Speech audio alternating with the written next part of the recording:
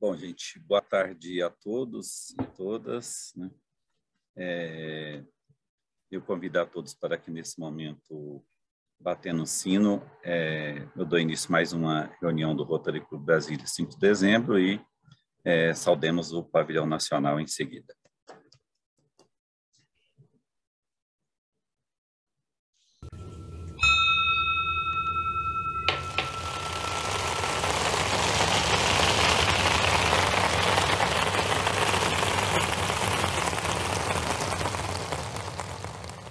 Bom, volto a palavra ao protocolo para o companheiro Mota.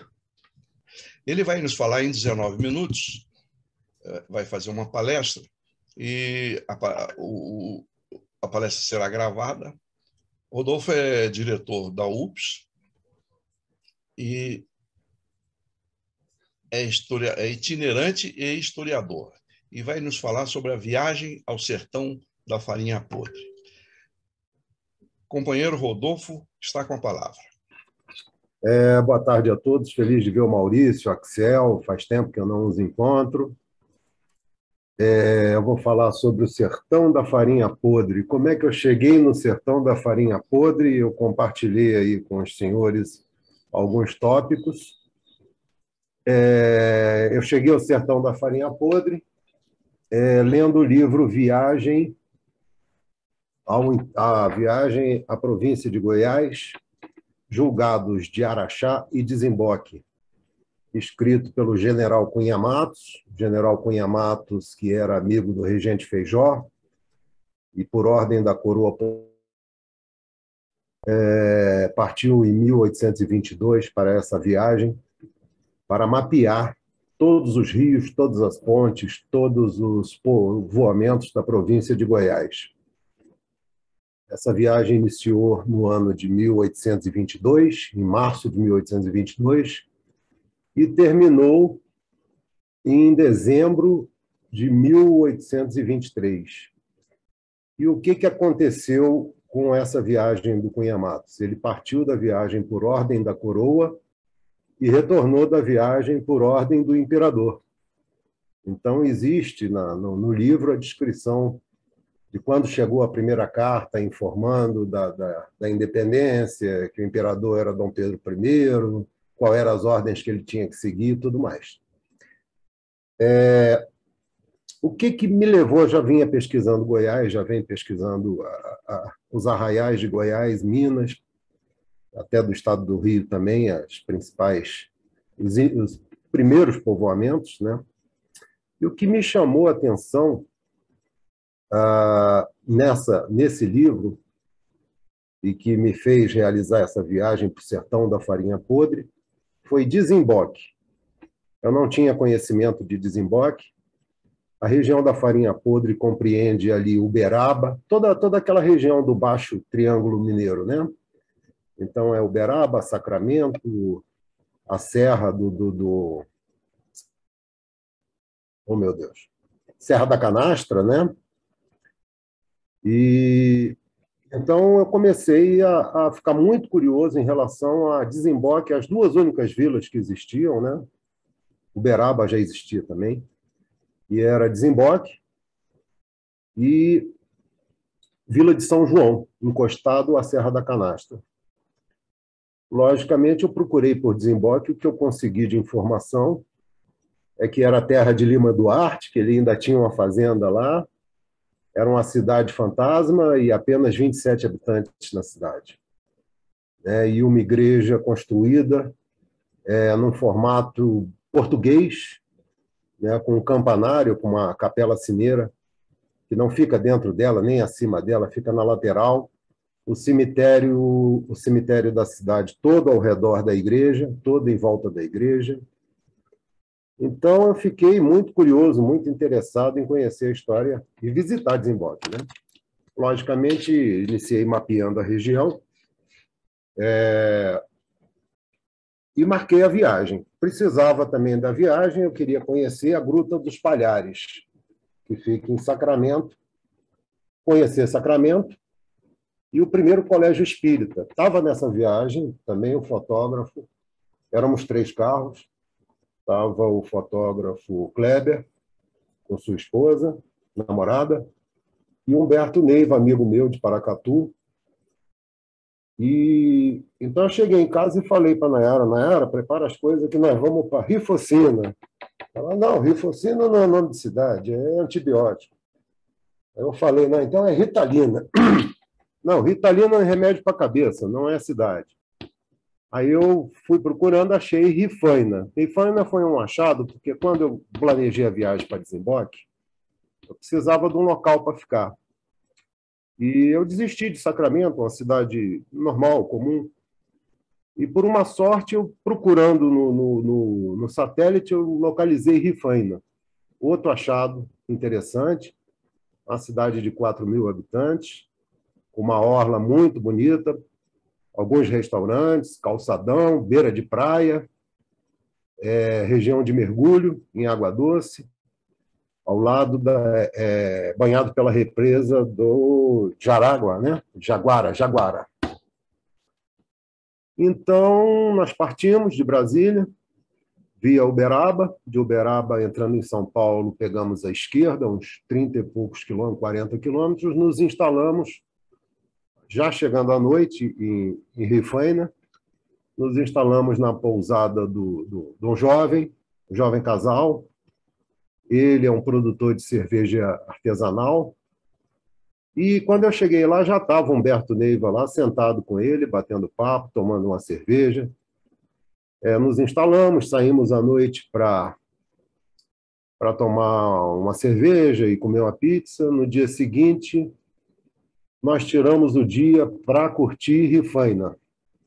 Alugamos uma lancha, fomos dar uma volta nos cânions, nos paredões que tem da represa de Jaguara. Demos alguns mergulhos, fizemos um churrasco, depois fomos para a praia da cidade. Basicamente, curtimos um dia de praia. Pois muito bem. No dia seguinte, era o dia de cumprir a missão de Desemboque. Chico, bota o mapa aí para a gente ter uma ideia da região, né? Saindo de Rifaina, você atravessa a represa de Jaguara, amplia mais embaixo, a farinha podre é mais embaixo. Tá escrito, Sertão da Farinha Podre. Pois bem, isso. Para cá, para o lado de cá, o inverso. Está Uberaba ali, e Araxá acima, logo abaixo, Desemboque. Pois bem, então saímos de rumo a Sacramento, atravessa a ponte de Jaguara, né, da represa, e no cruzamento com Sacramento, no entroncamento, pega-se uma estrada à direita, que é a rodovia que atravessa toda a Serra da Canastra. A Serra da Canastra compreende aí 140 quilômetros de terra, desde o asfalto perto de Sacramento até você descer o outro lado de onde sai em São Roque de Minas. Um pouquinho à direita aqui vai estar Desemboque, um pouquinho abaixo, um pouquinho à direita. Isso. Então, seguimos aí por aproximadamente uns 30, 40 quilômetros e demos de cara com a entrada, uma estrada vicinal que seguia para Desemboque. Já na entrada dessa estrada, uma grande placa dizia o seguinte: homens de extrema bravura, desterrados de seu próprio mundo, fundaram no sertão da Farinha Podre, em 1743, a Capela de Nossa Senhora do Desterro, dando início ao povoamento de Desemboque, marco inicial da colonização. Andamos ainda mais uns 30 quilômetros, deve ter completado uns 65 quilômetros desde o asfalto até entrarmos em Desemboque. Logo na entrada de Desemboque, tem a primeira capela, que é a Igreja de Nossa Senhora do Rosário dos Homens Pretos. É uma igreja de 1820, aproximadamente, não tem uma data muito certa. E logo ali já descemos para tirar foto, para conhecer a capela, e uma cruz muito antiga, em decomposição, logo à sua frente. Nayara decidiu ir descendo, que a cidade é só um largo, é só uma rua de um lado, uma rua do outro, uma praça no meio, né? Vocês pensam, tem 27 pessoas habitando a cidade, né?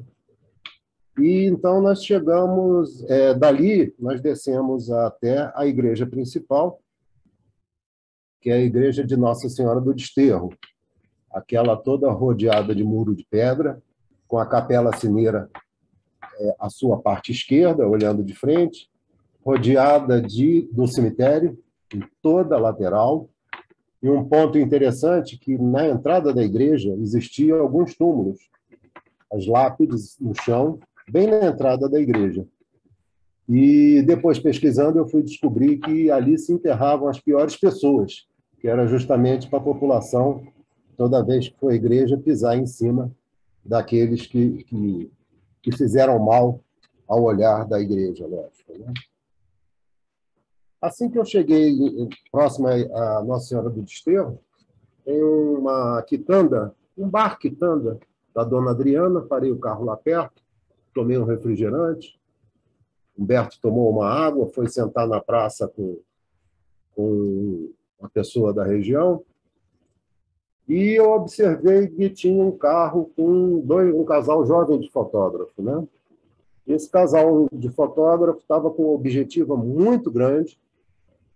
Eu rapidamente me dirigi em direção a eles e perguntei se eles vieram também conhecer a cidade histórica de Desemboque. E eu tive uma surpresa. Eles, não, nós estamos aqui para fotografar o Maracanã do Norte. Eu fiquei pensando, mas que diacho será o Maracanã do Norte? Até que eu lembrei que é uma maritaca, né? Uma espécie de papagaio.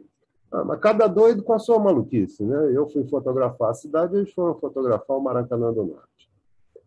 Era cedo ainda, não era um bom horário do sol, nós ficamos ainda brincando, passeando pela cidade, conversando com as poucas pessoas, né? A igreja do Desterro estava fechada, mas aí eu pude observar na lateral saindo uma menina, uma moça de uns 20 anos mais ou menos, moradora do local, era guardiã da igreja. Eu pedi, abre a igreja aí para que eu possa fazer umas fotos da parte interna da igreja, né? Fotografei. A menina se chama Joelma, né?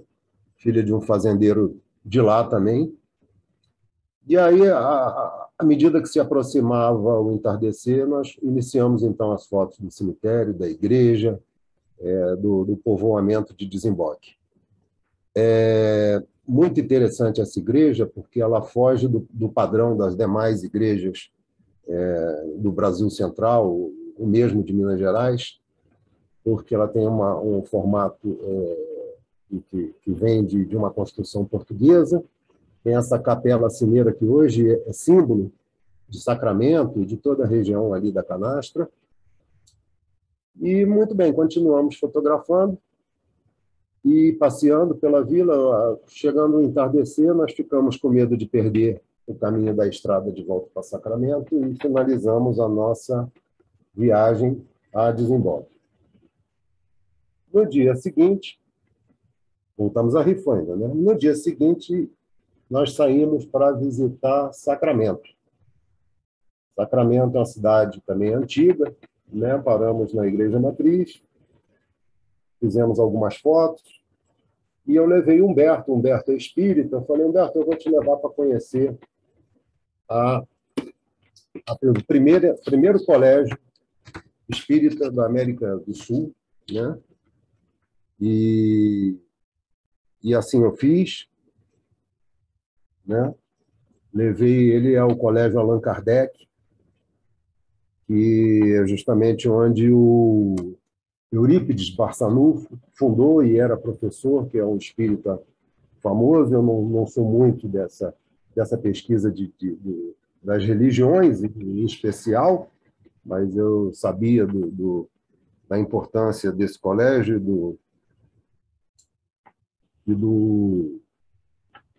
da importância do Eurípides, né? Fundador, professor do primeiro colégio espírita.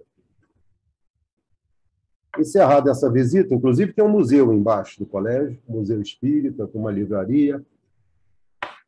Encerrada essa visita na cidade de Sacramento, nós partimos para a Gruta dos Palhares. Gruta dos Palhares, ela está a mais ou menos 10, 12 quilômetros da cidade de Sacramento. E é um parque municipal muito bem cuidado, muito bem montado. Nele existe restaurantes, existem lanchonetes, e lagos, piscinas, 2 piscinas de água corrente. E eu não conhecia a história da gruta, eu fui pesquisar depois da visita, né? Existem lendas sobre a gruta, né? Uma delas é que no início do século XIX os escravos fugiam de fazendas e se refugiavam dentro da gruta. E pela falta de condição eles vinham a falecer. Porém, suas almas não sabiam disso e continuavam a andar por dentro das cavernas. Outra lenda que tem no local é que foi conhecido inicialmente por 2 professores universitários, no século XIX, e que teria andado todo um dia por dentro das inúmeras galerias, apenas com luz de vela e grão de milho para reconhecer o caminho de volta. E eles teriam catalogado algo próximo a 140 cômodos dentro dessa caverna. Existe uma outra lenda também, uma informação que é de que não seria por motivo de Palhares ou de uma fazenda Palhares o nome da gruta, que poderia ou deveria ser Palares. Palares que vem de Pali, que é uma religião do Gabão, uma religião que adora o deus da morte. Então, poderia ser o nome da gruta vindo dos Palares e não dos Palhares, né? Logo que entramos nesse parque, ficamos maravilhados, porque realmente é muito bonito, diversos lagos, uma miniatura da Capela Cimeira da Igreja de Desemboque, da Igreja de Nossa Senhora do Desterro. E uma coisa interessante, a gruta tem uma entrada muito larga, e bem à frente, bem na entrada da gruta, você tem uma cachoeira que cai dentro de um lago, lógico, que já está ornamentado, já tem uma estrutura construída, né? Então, a cachoeira cai exatamente no meio da gruta, você passa na lateral para poder entrar na gruta. Eu entrei no primeiro cômodo, né? Muito grande, mas tinha muito morcego também, e resolvi não me aventurar muito adentro da gruta, né? Finalizando, então, essa visita da gruta, nós retornamos mais uma vez para Rifaina, para, no dia seguinte, voltar a Brasília. Eu quero voltar lá em Cunha Matos, porque quando ele realizou essa viagem a essa região, foi em 1822 que ele passou por aí, relatando inúmeros acidentes geográficos, estrada, condição de ponte. Esses relatos foram a ele incumbidos de mapear e fazer esse trabalho.